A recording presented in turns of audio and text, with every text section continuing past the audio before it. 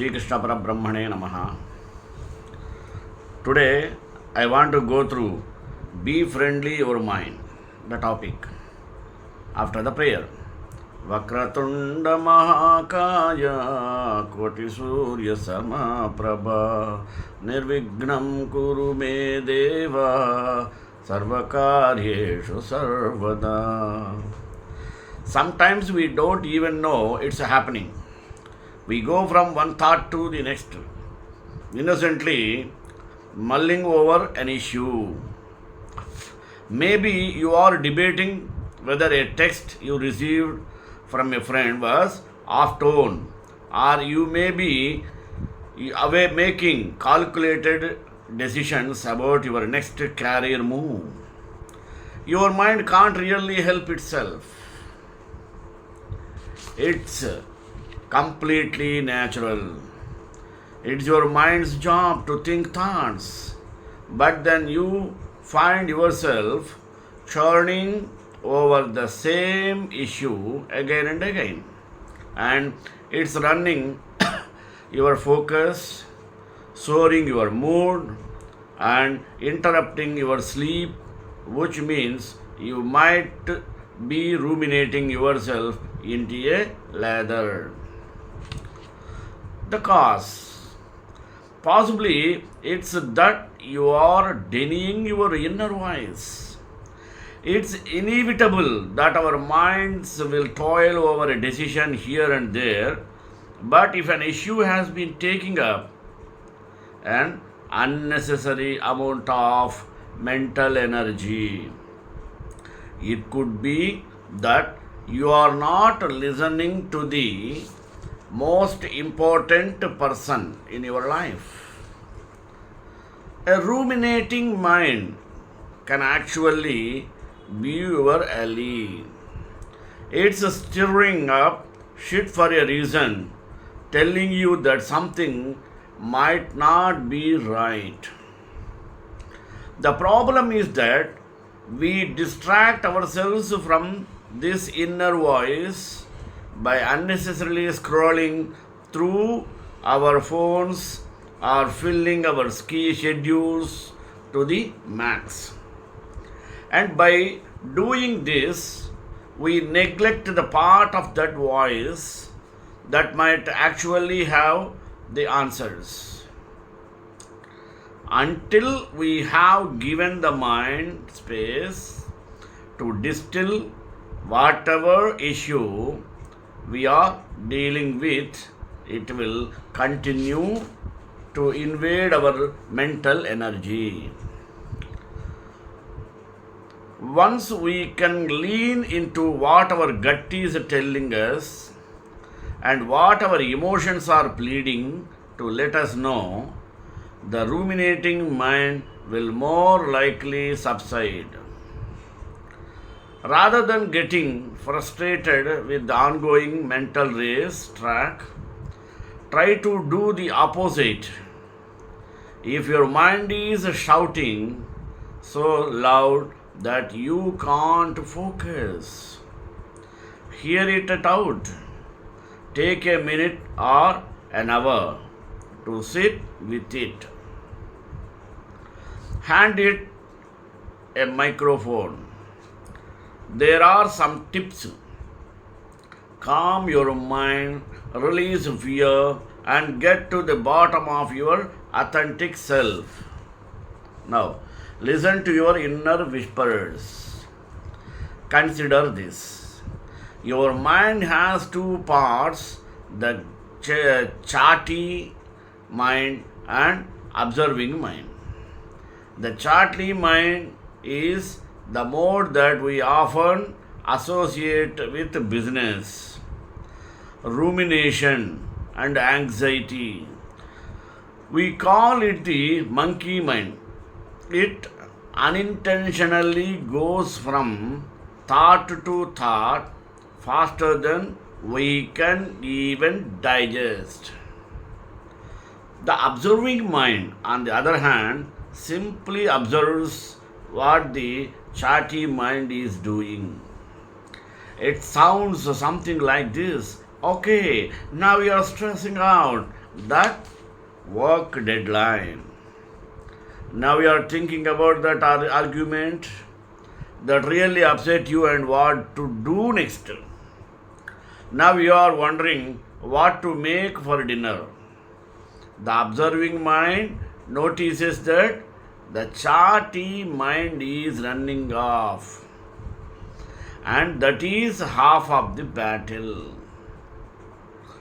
Once you tap into your observing mind, you can keep your chatty mind from going down so many rabbit holes.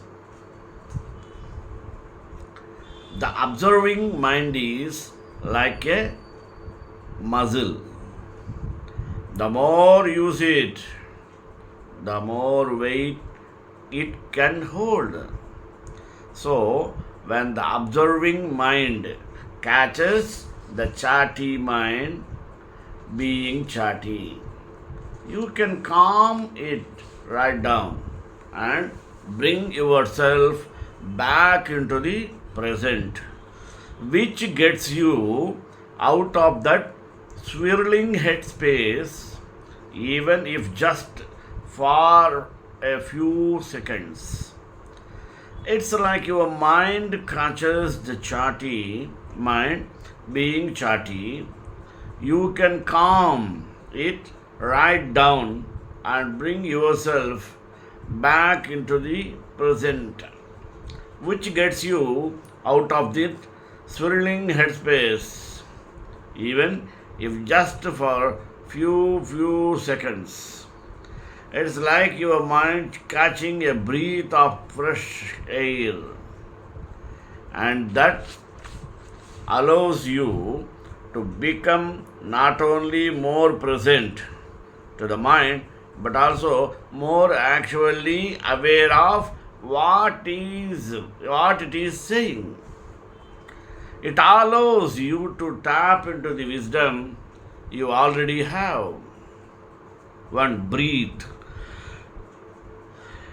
When your observing mind catches your chatty mind running off the stress land, owing way to get yourself into the present is to breathe. Take a few deep, big bells breaths. Your body will give you cues when you are stressed. Your heart might start to rescue you. Your palms might get sweaty, or you might feel a little squeezy, get crazy with these indications. And when you notice them, breathe. It will help the racing thoughts settle. Learn it to your senses. You can focus on how your own breath inflates the most deflates of your belly, and how the air feels moving in and out of your nostrils. This can bring back to the moments in front of you. This gives your chatty mind a little pass on what you are ruminated over. It is a turn down the noises so you can dial into what your mind is with all the kinds of truths. Now, feel everything. Sometimes the culprit behind a racing mind is we are not being honest with our own emotions. When we stew over an issue, we might be subconsciously trying to avoid feeling something we don't want to feel, like shame, jealousy, or sadness, giving us a nudge to look at little deeper into what is going on. It's not easy to feel all the feels. Sometimes We avoid going there because it is too painful. Number two, let us go. Life go of shouldies. There really is, at the risk of the sounding trillet, only one magical you. No one else on this planet is meant to do what you are here to do.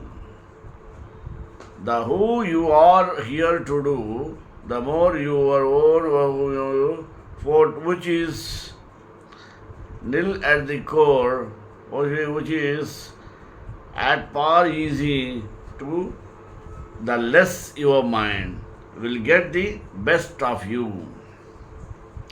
The thing is, when we were not true to ourselves, we can enjoy up to the people's expectations of a thousands of better life.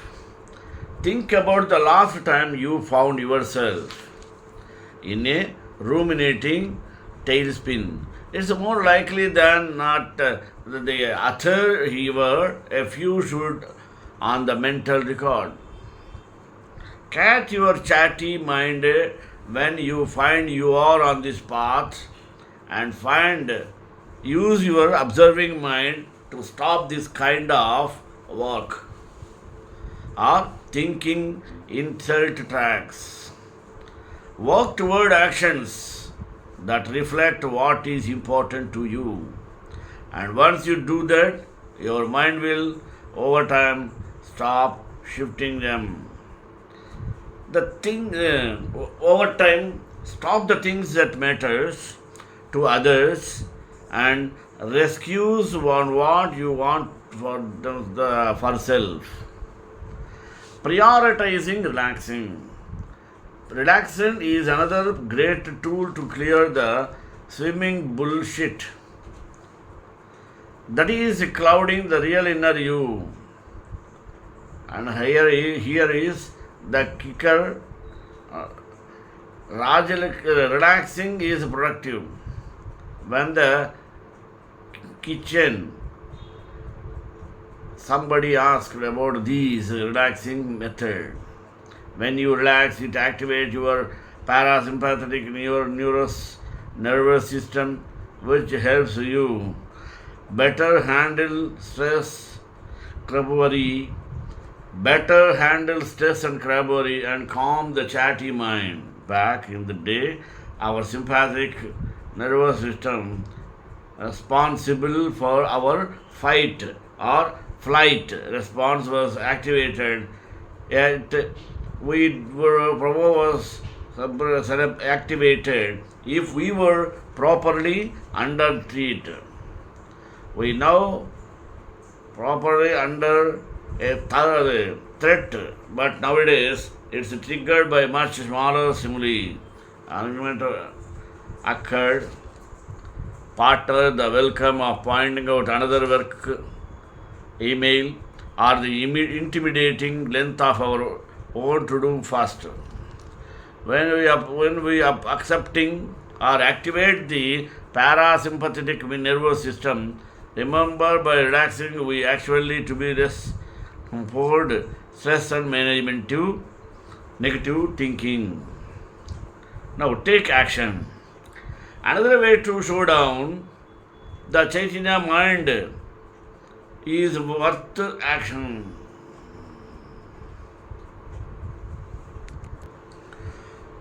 Take action. Another way to slow down the chatty mind is with action. It might be writing down next steps on a piece of paper, or maybe it's sending an email to address an issue that's bothering you. Will keep your chatty mind in check by telling it, hey, I am working on this. Then it's no longer spinning in your head. It's taking a trip with the email you sent or taking a seat on that piece of paper. You know, when you need three specific things from the grocery store, and it's not until you write them down that they stop repeating in your head. Same thing, writing things down or taking action does not always mean that you have the answer to whatever issue in your head. Another fifth one, forgive yourself. When your mind is finally calm and you begin to get clarity, you might be tempted to berate yourself for not taking action earlier. You wouldn't be the first, but this only sparks a new round of the unnecessary rumination. Remind yourself that you are doing the best you can. We tend to live in this world that values instant gratification and quick fixes, but not every issue in your head can be solved in an instant. It can take days, months, years, or even decades to peel back the layers of your truth itself.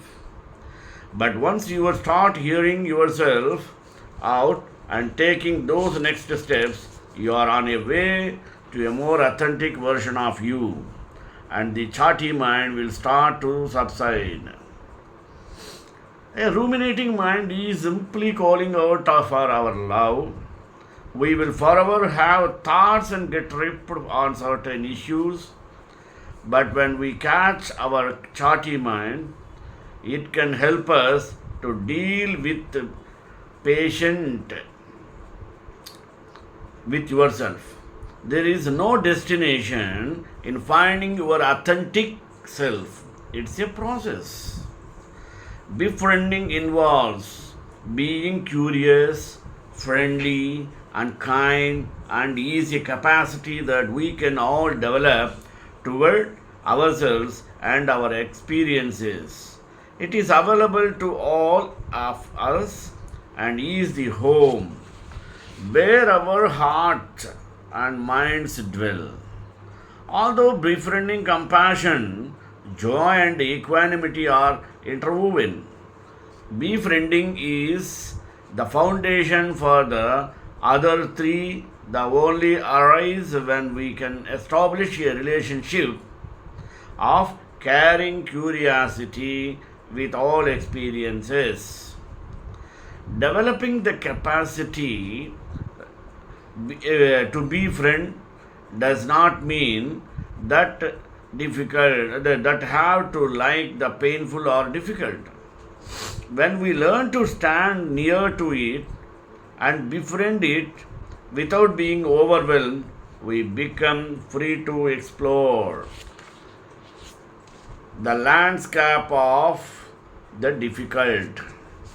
Befriending is the beginning of accepting our vulnerability.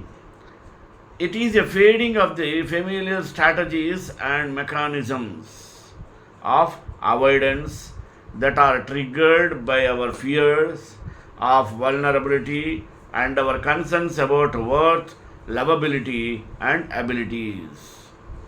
Now, how befriending helps us embrace our vulnerabilities. Learning to befriend the moment with all its change challenges and to develop our capacity to meet vulnerability in a fearless way is an important step.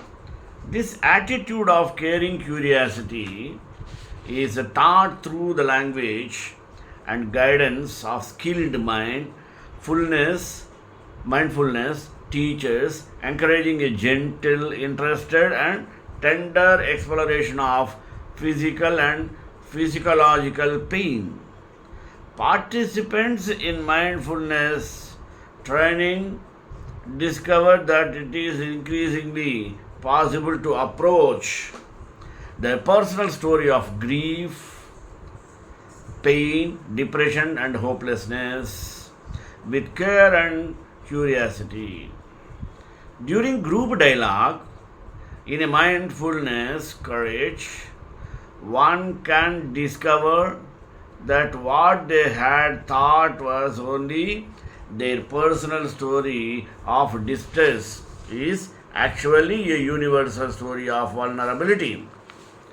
Exploring the possibility of befriending, the difficult to be seen as a dynamic unfolding process that can be approached and understood. The shift from the aversion to befriending is the most radical shift any student of mindfulness can make.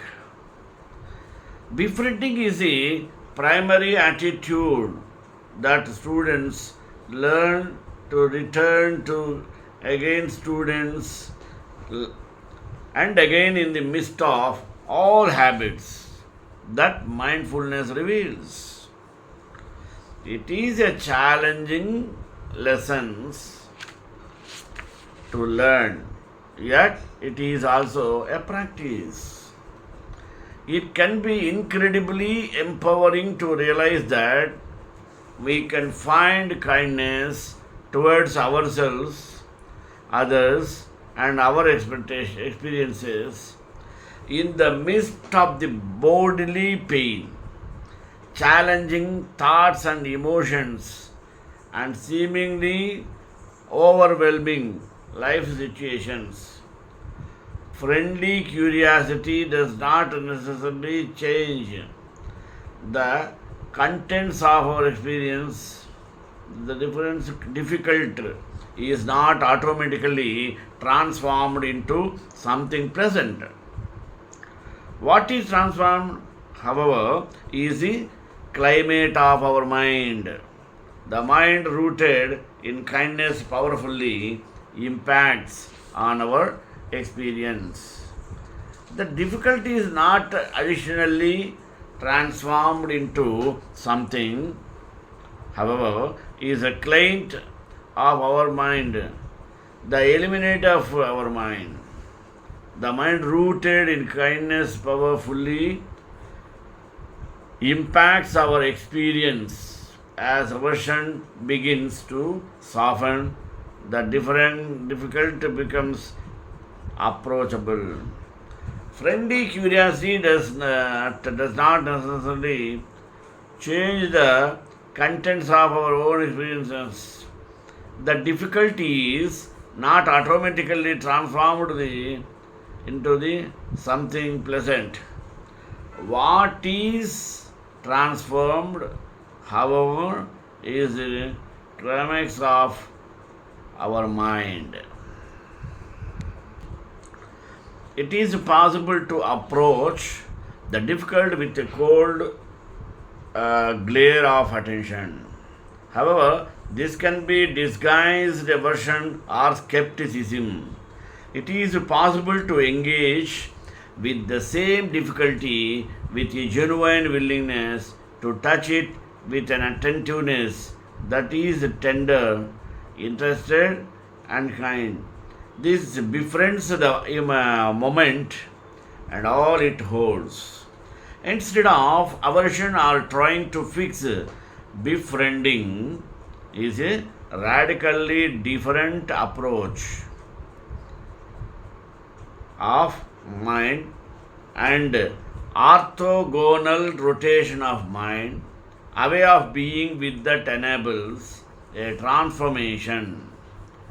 Our minds impact our actions, and in turn, our actual shape our hearts and minds.